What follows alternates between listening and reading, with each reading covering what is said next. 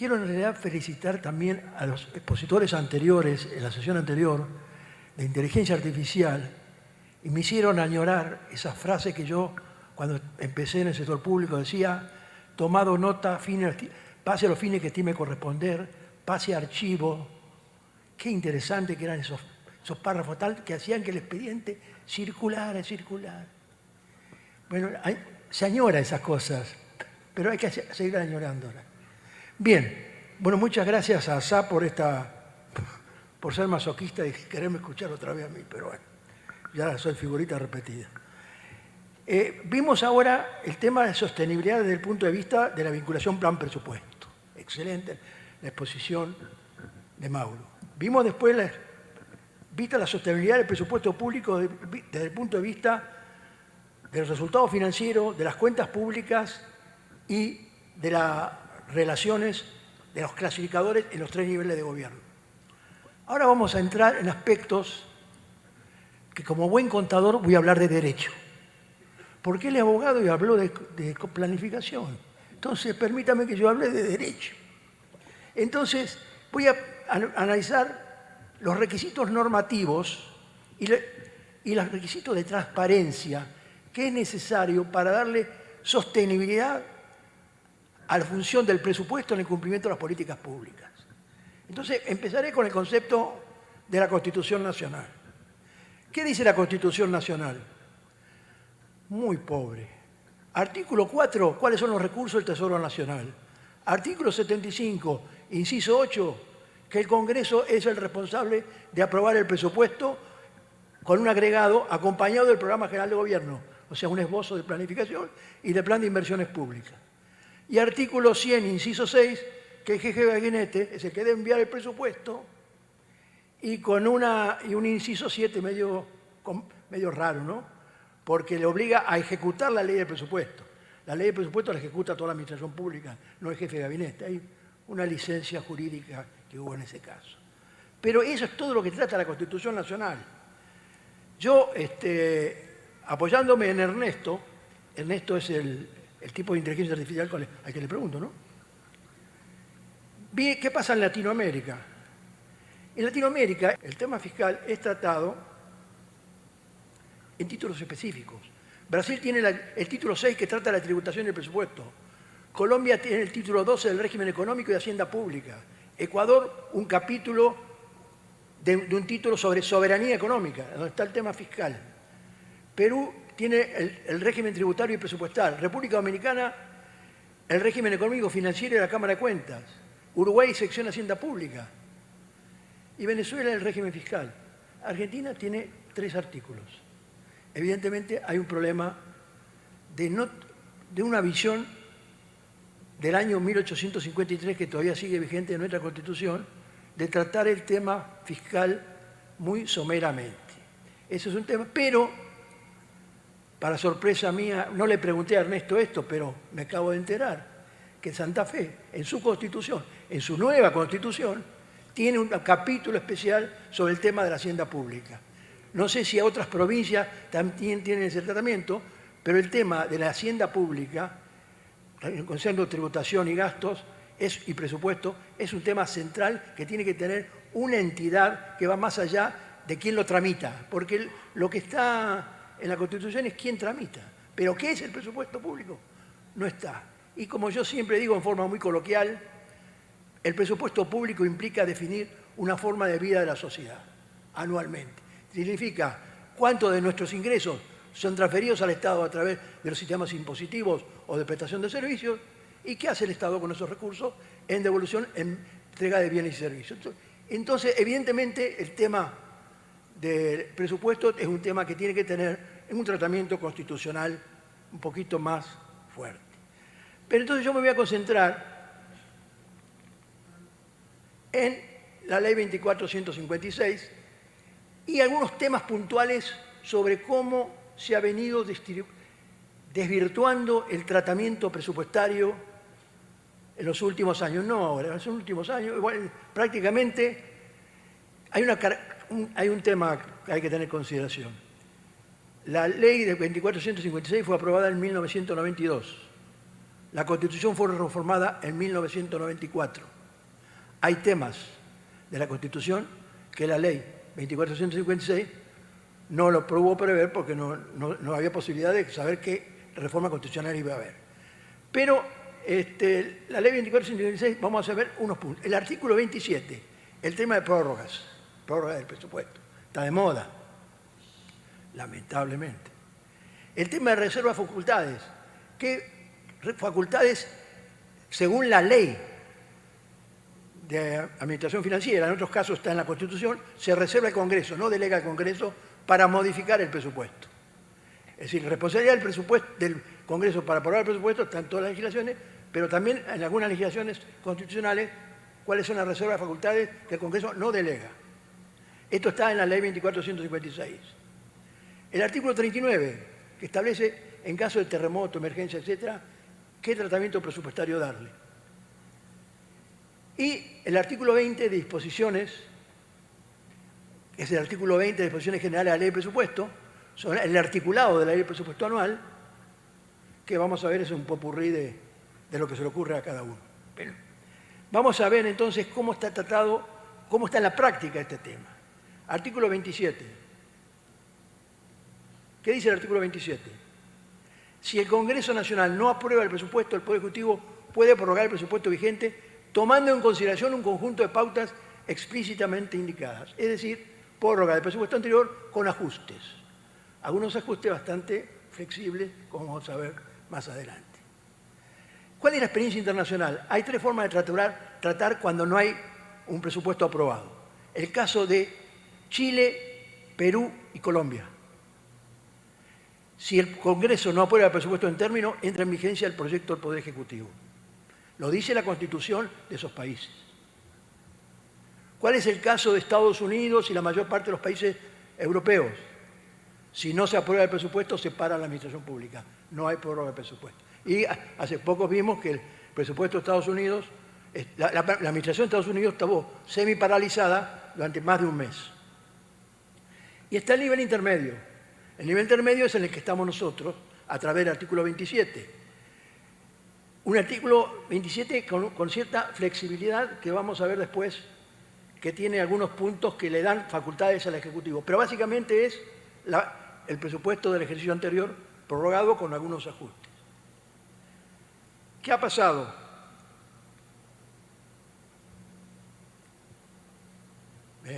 Esto me están boicoteando acá.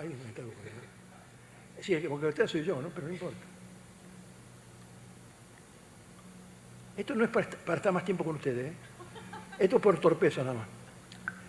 El presupuesto 2002, 2002-2001, ¿se acuerdan? Algo pasó en ese año, ¿no? Bueno, hay una novedad. Me enteré gracias a Ernesto. El presupuesto 2002 fue prorrogado por DNU. Claro, en 2002 ya había DNU, ya estaba la figura que incluida en la Constitución Nacional del DNU, y prorrogaron por DNU, pero no hacía falta prorrogar por DNU, porque la prórroga estaba en el artículo 27, pero se prorrogó por DNU. Y después tenemos los 5 casos, donde hay un tema que quiero aclarar, que estas prórrogas tienen un tema que tiene que ver con los periodos electorales. Cuando se hizo la ley 2456, 1991, 1992, las elecciones eran en mayo y la suma de la Asunción era en septiembre. Por lo tanto, el presupuesto lo podía presentar la nueva autoridad. No, perdón, creo que era julio, mayo y julio. Eso fue en esa época, pero después se cambió el periodo electoral. El periodo electoral ahora asume el 10 de diciembre y las elecciones son en octubre. Entonces, ¿qué pasa? El primer año de gobierno, el nuevo gobierno tiene que funcionar con el presupuesto elaborado por el anterior. No hay previsto una situación como en otros países, se establece en leyes orgánicas de presupuesto, de administración financiera o de presupuesto, el nombre que se le dé, establece que en los años electorales la fecha de presentación del presupuesto tiene un periodo diferentes, para darle tiempo a las nuevas autoridades a elaborar su presupuesto. Entonces, el presupuesto del 2011 fue una prórroga del 2010. ¿Por qué? Porque el sistema electoral. Ahora, eso se dio en dos casos. En el 2020 hubo prórroga, pero además se dio una situación muy particular que después la voy a explicar. En el 2022 fue el cambio de gobierno, 24 y 25, inédito. 2 años sin presupuesto. Es decir, primer caso en la historia argentina. No quiero decirlo a nivel mundial, porque no quiero copiarme de nadie, pero sí a nivel argentina, que 2 años seguidos de prórroga. Hay un tema que va a haber prórroga mientras siga no se cambie la ley 24.156 en términos de cómo se presenta el presupuesto en el primer año de gobierno. Bien, entonces ahí tenemos la situación de prórroga donde continúa el presupuesto del año anterior con algunos ajustes. Artículo 37, la reserva de facultades. Perdón, estoy apurado yo. La ley 24.156. Uy, Dios. Yo soy torpe, no solamente porque soy torpe por viejo, sino porque soy torpe estructuralmente, ¿eh? No de ahora.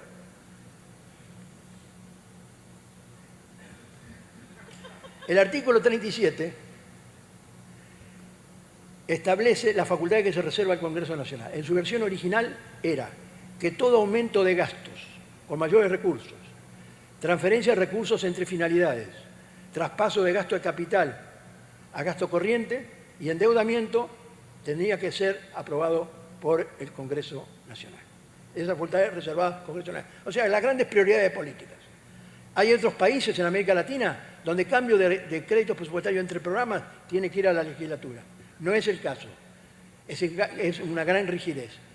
Hay el caso de México, que tiene otra característica. El presupuesto lo puede modificar totalmente el Ejecutivo, pero con 2 características. Primero, para poner en vigencia el presupuesto del año, tiene que ajustar las metafísicas a lo que aprobó el Congreso. Y en segundo lugar, en el mes de enero tiene que representar la rendición de cuentas en la Asamblea Nacional. O sea, es una figura muy particular. Hubo una gran discusión y en 2006 salió la ley 26.124, la llamada ley de superpoderes, ¿se acuerdan? Que era reducción de reserva de facultad del Congreso. Se eliminó la facultad del Congreso de aprobar entre finalidades de gastos corrientes, de gasto capital a gasto corriente, se eliminó. Era facultad del Ejecutivo. Y se incorporó la figura de que los gastos reservados sí tenían que ir al Congreso Nacional. Pero fue la gran discusión que hubo en el 2006.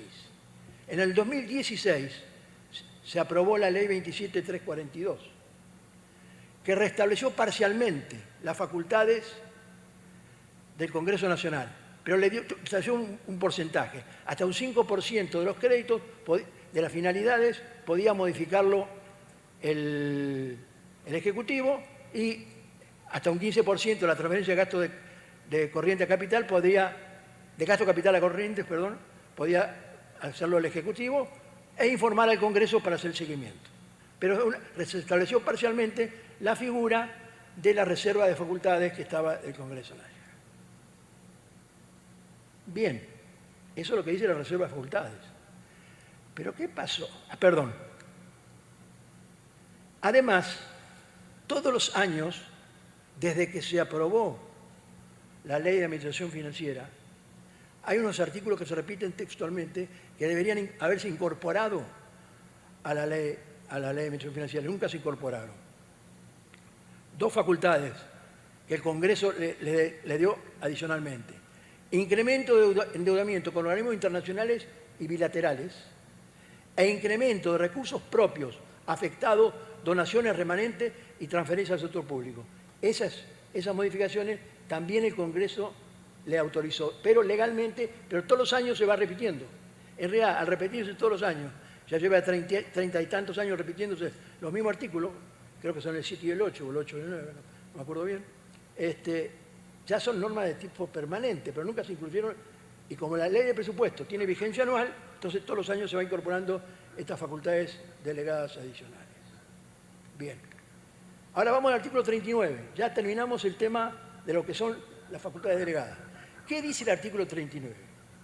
En los casos de epidemias, inundaciones, terremotos y otros casos de fuerza mayor, el Poder Ejecutivo puede efectuar gastos, aunque no tenga crédito presupuestario.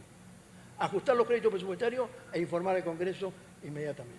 Eso dice el artículo 39, que no fue reglamentado. El Reglamento General de la Ley de Administración Financiera no fue reglamentario y ameritaría una... Pero establece casos de fuerza mayor. Lo puede hacer, pero la fuerza mayor son epidemias, inundaciones, terremotos y otras causas de fuerza mayor. Pero la Constitución del 94 creó una nueva figura, que era una figura que se aplicaba, y yo diría, al margen de la Constitución.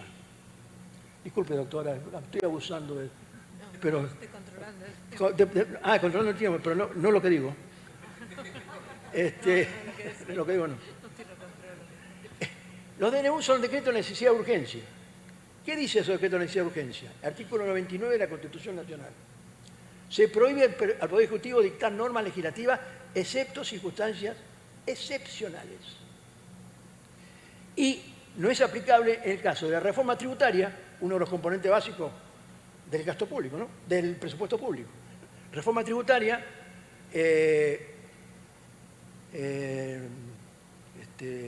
partidos políticos, funcionamiento de partidos políticos, régimen electoral.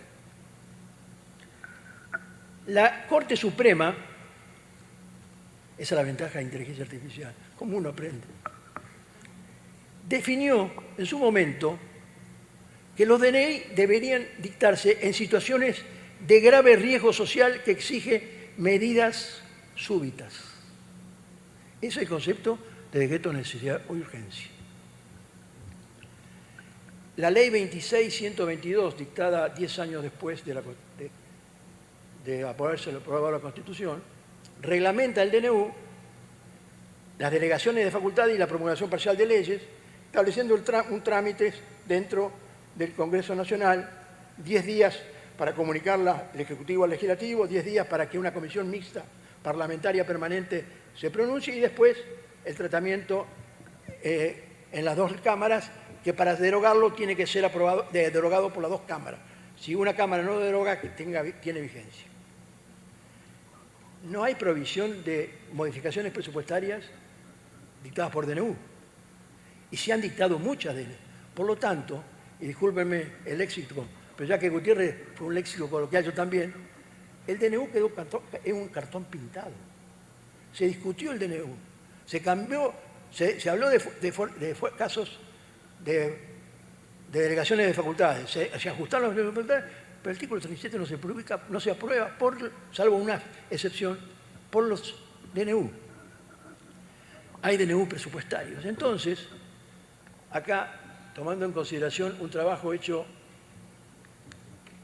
por dos ilustres miembros de ASAP, el señor Mauro Vega y el señor Sibila, se hizo un análisis del 1994 a 2016. En 1994 no hubo ninguna reforma de DNU y tampoco en el 2025, pero en el 2026 en adelante sí. Se dictaron 112 DNUs, de los cuales el 47% se concentró en 2001-2005. Estoy hablando de DNU que modifican el presupuesto, no los DNU generales, los DNU que modifican el presupuesto. Se dictaron, por lo tanto, 112. La crisis del 2001 al 2005 generó que se concentró el 47%. En el periodo 2017-2025, 20 DNU, hasta ahora, ¿no? Hasta el 17 de noviembre, no sé qué va a pasar hasta fin de año, pero por lo menos hasta ahora hay 20. ¿Cómo variaron los créditos presupuestarios de los DNU? En el periodo 94-2004, 3% promedio. En el periodo 2005-2016, 15% promedio.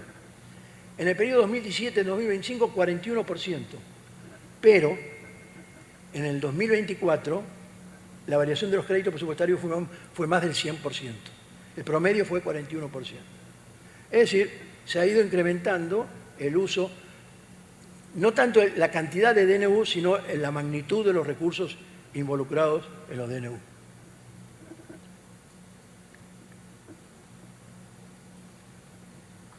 Entonces, los DNU prácticamente han puesto al artículo 37 con una letra muerta. No se aplica, porque se aplica el DNU. Pero hubo un solo caso donde no hubo DNU. Fue la modificación presupuestaria del 2020.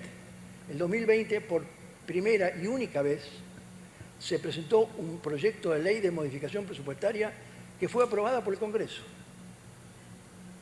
Es decir, ¿era posible? Sí, es posible. Pero, evidentemente, yo creo que, y ahí vamos, cuando veamos las conclusiones, hay aspectos que ajustar dentro del Congreso para ser viable la participación del Congreso. Pero dejemos el tema de los modificaciones presupuestarias para ver las disposiciones generales. El último tema, el artículo 20 de la ley. El artículo 20 de la ley de administración financiera es un artículo clásico de todas las leyes de presupuesto. ¿Qué dice? Las leyes de presupuesto, que en las leyes anuales de presupuesto solo deben contener disposiciones que se refieran a su aprobación y a las normas para su ejecución y evaluación. Punto. La ley de presupuesto es una ley como cualquier otra en nuestro país. En otros países hay distintas graduación de leyes, pero tiene una característica particular. La ley de presupuesto tiene una vigencia anual. Por lo tanto, el 31 de diciembre caducan las disposiciones. Entonces, el artículo 20 dice, además de que debe referirse al tema de aprobación, ejecución y evaluación, que no deben contener disposiciones de carácter permanente, reformar o derogar leyes vigentes, ni crear, modificar o suprimir tributos y otros ingresos.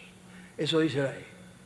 Ahora, como en nuestro país se ha creado una figura en 1930 de la Ley Complementaria Permanente de Presupuesto, que es el depósito general de normas de la Administración Pública, para no decir groserías, entonces, cuando hay una norma que pasa del ejercicio presupuestario, se dice, se ajusta a la Ley Complementaria Permanente de Presupuesto.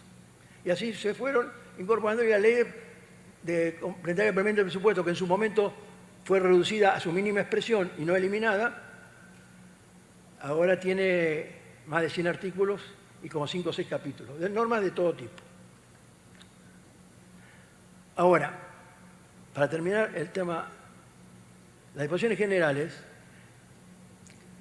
la Oficina de Presupuesto del Congreso, desde que se creó, viene analizando el artículo 20 y todos los años, en su informe, establece cuáles son los artículos que no se corresponden con el artículo 20.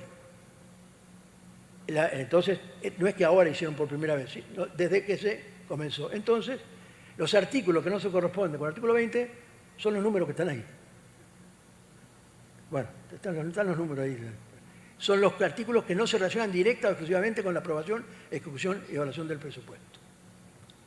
Es decir, yo creo que este artículo ya ha demostrado que hay que cambiarlo, porque si no se puede cumplir y no se cumple, y el régimen jurídico en nuestro país es que una ley cambia a otra, y tenemos la bendita Ley Complementaria Permanente de Presupuesto, este artículo no es aplicable, porque no se ha aplicado nunca. Siempre se han incluido, porque ahí se aprovecha, ya que está la ley de presupuesto, metamos este artículo.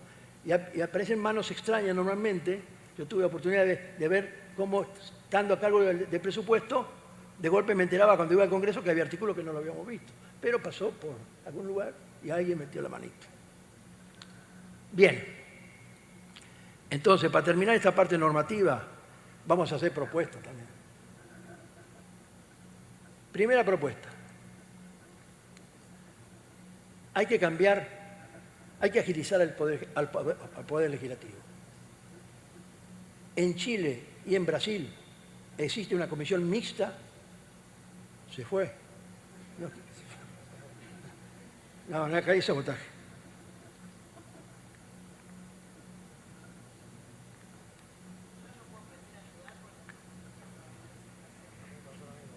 No.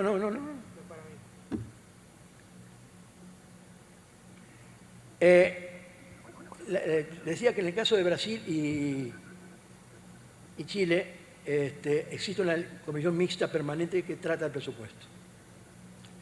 El presupuesto, como toda ley, tiene 4 pasos. comisión de presupuesto, plenario de diputados, comisión de presupuesto del Senado, plenario. Los funcionarios, cuando los llaman del legislativo al ejecutivo, tienen que ir a explicar lo mismo en una cámara, en otra cámara. Va 2 veces. Y además se da una situación que Corti, que ha hecho un constitucionalista muy connotado, planteó.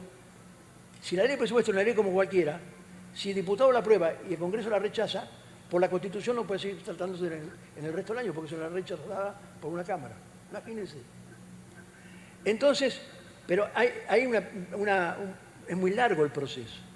Entonces, a mí se me ocurrió la idea, y la vengo planteando hace tiempo, y por supuesto siendo rechazada sistemáticamente. Sí, tuve un éxito total, nunca acepté, porque cuando planteé eso en el Congreso, menos bonito me dijeron cualquier cosa. Pero una comisión mixta que tiene la responsabilidad de dictaminar el proyecto anual de presupuesto y las modificaciones presupuestarias de responsabilidad del Congreso Nacional. Así como se le da un plazo a la comisión permanente para que haga el dictamen por el tema del DNU, sale una facultad permanente. Ahora, le comentaba a un amigo que yo creí que era creativo con esta comisión mixta, ¿no? Pero mirando la Corte, hay un constitucionalista que se llama González Calderón, que también propuso la creación de una comisión permanente de presupuesto, en 1926, hace 100 años. O sea, de creativo no tuve nada. Pero bueno, pero no sabía, yo no me enteré ahora. El amigo Ernesto, a veces... Bueno. Pero entonces ese es un tema, agilizar. De manera tal de que se trata en un tema, y ahí se puede tratar las modificaciones presupuestarias en 10 días, tiene que ser tratadas por la comisión, y después va al plenario de las dos comisiones, de las dos cámaras, y no hace falta volverla a rediscutir y volver a tratar en las comisiones. Esa es una propuesta. El otro aspecto del artículo 26. Si el régimen constitucional cambia, y puede cambiar otra vez también cuando son las elecciones, pero modificar el artículo 26 diciendo que en los años electorales el proyecto de presupuesto del Ejecutivo tiene que ser presentado, si es el 1 de marzo, cuando se inicia el periodo de sesiones del nuevo gobierno. Darle el plazo hasta el 1 de marzo para que, de que asume en diciembre hasta marzo, elabore su proyecto de presupuesto. Y mientras tanto, hay una prórroga de 2 meses. Es mucho más razonable y está reflejando, porque evidentemente el nuevo gobierno, salvo que sea una repetición del gobierno anterior, una reelección del gobierno anterior, va a cambiar de las políticas. Entonces, modificar el artículo 26. Ay, Dios. Sí, ya está. Modificar el artículo 27 para acortar, porque los incisos 6 y D son de excesivas facultades para el Ejecutivo, ¿me entender? Y reglamentar el artículo 39 de la Ley 24.156. Bueno, vamos a la transparencia. Porque esto es normal, marco legal. Ahora vamos al tema de transparencia. Transparencia parece que es publicar información. Yo lo que digo desde el punto de vista presupuestario y fiscal. La información tiene que ser clara, oportuna y comprensiva de la gestión pública, pero entendible por la gestión pública. Está el tema del presupuesto abierto, un gran avance, y Argentina creo que es el único país en América Latina que tiene información de ejecución presupuestaria al día anterior. El día anterior. ¿Pero qué está? Clasificación económica, clasificación funcional, clasificación programática. ¿Me puede explicar el común de los mortales qué entiende de ahí? Y además, todo financiero. Todo financiero. Entonces, acá la transparencia tiene que decir que el presupuesto, tanto en sus componentes físicos, Mauro estaba hablando, ni en los planes hay meta, pero en lo físico como financiero tiene que estar a disposición de los ciudadanos en todas sus etapas. Y con la pregunta que yo me decía, fíjense lo siguiente, la información, vamos a seguir, sí, se me pone nervioso. El presupuesto ciudadano, que en las provincias, los municipios se hacen, son las clasificaciones económicas, funcionales, objeto de gasto. ¿Qué sabe el ciudadano de eso? Tiene que ser una síntesis divulgativa y amigable. Y fíjense que buscando, en este caso sin Ernesto, vi en la página de ONP, en el proyecto de presupuesto 2022, que nunca fue aprobado, fue prorrogado, estaba un presupuesto de Ciudadano, que tenía 10 páginas. 9 políticas públicas, reflejando cuáles son las políticas, el porcentaje del gasto asignado a esa política y los principales indicadores de producto y resultado. Y gastos que representaban esas 9 políticas públicas, el 80,5% del presupuesto nacional. Eso es entendible, eso es posible de conocer. Pero, ¿qué pasa? Es entendible, pero estaba en los centenares de páginas. Ustedes que habrán visto, cuando el presupuesto nacional se publica en la página de ONP, son páginas y páginas de clasificaciones de todo tipo. Al final, presupuesto ciudadano. El presupuesto, había, desde la reforma presupuestaria, se trabajaba con un presupuesto resumen. Era una versión, además estamos hablando de 1993-94, bastante primitiva, considerando la actualidad. Pero ahora, con los desarrollos informáticos que hay, es necesario y posible publicar indicadores físicos de resultados de producto a nivel agregado y simple, de lo principal. Y en la ejecución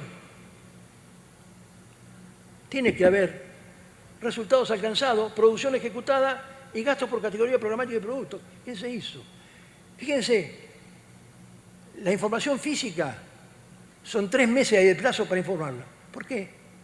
Si la administración pública todos los días se está trabajando. Yo digo, estoy en un hospital, historias clínicas. No hay todos los días se está produciendo datos en la historia clínica. No todos los días los médicos se están atendiendo consultas. No todos los días se están efectuando operaciones quirúrgicas. ¿Por qué eso no está automatizado y hay interoperabilidad con el sistema de administración financiera que va alimentando? No hay explicación posible ahora con la inteligencia artificial y con la interoperabilidad para poder capturar esa información física que existe para incorporarla con la administración, con la ejecución financiera. Digamos, no que todos los días, pero una vez por semana, una vez por mes, que esté esos datos, que haya interoperabilidad, es posible. Y no... No estamos en Estonia. No estamos en Estonia, sí. Estamos en Lituania. Pero está bien, pero eso se puede hacer, eso es posible hacerlo, porque no son datos que no están construidos. O las escuelas no llevan registro diario de la asistencia de los alumnos y de los exámenes que se llevan. Pero deberían estar registrados. Y si no está registrado, hay que montar sistemas de registro. Es decir, se ha trabajado mucho en la administración financiera, en Argentina y en otros países, en el tratamiento, y muy bien lo planteó Ricardo Gutiérrez hace un rato, cómo debe tratarse los momentos del gasto, los tipos clasificadores. Los financieros sí. Y los financieros, antes era información mensual que había, o trimestral. Ahora información diaria. ¿Por qué no se puede comenzar a trabajar a nivel de las instituciones con registro físico, producción física, y no como se hace cuando piden ejecución física a los organismos? ¿Qué hacen los organismos? Estimación del techómetro. ¿Cuánto dio ayer? Bueno, ¿cuánto da mañana? Entonces, seguimiento y evaluación, resultados alcanzados, producción física. Y por último, el tema de auditoría, el tema de control. Los órganos de control tienen que participar en cambiar su eje. Sí hacer auditoría formal, sí hacer auditoría financiera, pero comenzar a hacer auditoría por desempeño. No con el concepto sancionatorio de incumplimiento de normas, sino como forma de contribuir al mejoramiento de la gestión pública. Por tanto, para terminar, antes que me peguen, es necesario, además de ver el tema legal, es necesario que el tema físico forme parte de todo el proceso presupuestario y relacionado con las variables financieras. Es necesario programar y rendir cuenta de los resultados, las políticas de producción pública que requieren y los correspondientes recursos financieros efectivamente programados y efectivamente utilizados. Todo ello en forma clara y comprensible para la ciudadanía. Entonces, para finalizar, yo sé que voy a decir una herejía en este momento, pero alguien me preguntó, ¿por qué se descontinuó el presupuesto por programa? No se descontinuó el presupuesto por programa. Lo que pasa es que le cambiaron el nombre por el llamado presupuesto por resultado. Pero el presupuesto por resultado, por definición, es inaplicable, porque yo no puedo asignar recursos por resultado. Asigno recursos en base a la producción. Y el tema está de que al no haber ligado el proceso productivo en forma integral, sí, déjame echarme.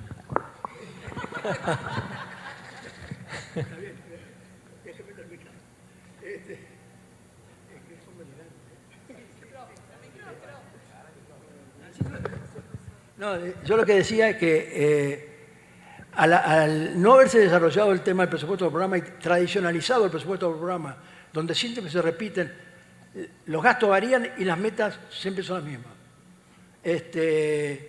Entonces, al no haber, y no hay información física financiera de ejecución del presupuesto, entonces ahora se dice, no, trabajamos el resultado. Pero yo no puedo así. Que alguien me diga, yo acepto eso, que alguien me diga que reducir la tasa de mortalidad infantil, ¿cuánto se gasta en el programa materno infantil? No, ¿cuánto se gasta y cuántas madres y niños voy a atender? La reducción de la deserción escolar. No puedo calcular recursos en el presupuesto. Yo tengo que hacer la matrícula. Entonces, hay indicadores de producción. Es decir, para mí el presupuesto basado en resultados es un enriquecimiento al presupuesto del programa porque obliga a vincular la producción pública con los resultados. Buenas tardes, gracias.